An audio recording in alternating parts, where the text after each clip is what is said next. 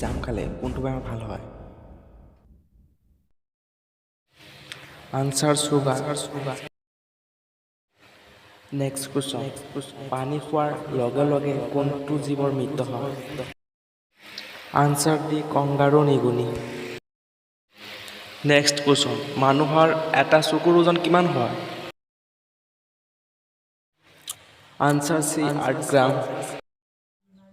Question 4, ঔষধ খোৱাৰ পিছত কি খালে মানুহৰ মৃত্যু হয়? আনসাৰ সি, আঙুৰ।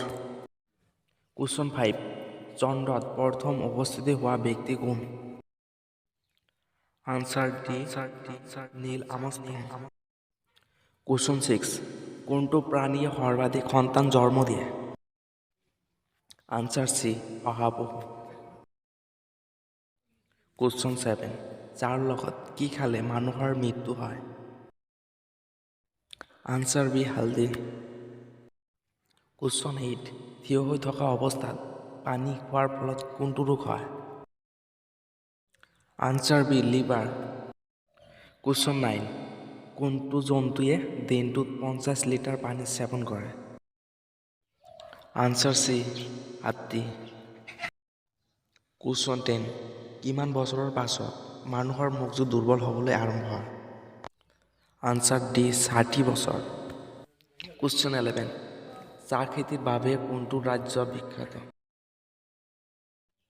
আনসাৰ সি, অসম। কুৱেশ্যন 12, ভাৰতত কোনটো গছ ৰোপণ কৰাৰ বাবে জেল হয়? আনসাৰ সি, গাঁজা। নেক্সট কুৱেশ্যন 30, মিছা ক'লে শৰীৰৰ কোনটো অংশ গৰম হয়? সৰি, এইটোৰ এনসাৰ নকওঁ, তোমালোকৰ নিজৰ ক'ব লাগিব, কমেণ্ট কৰিব লাগিব। Thanks for watching. Share this video, subscribe and follow please now.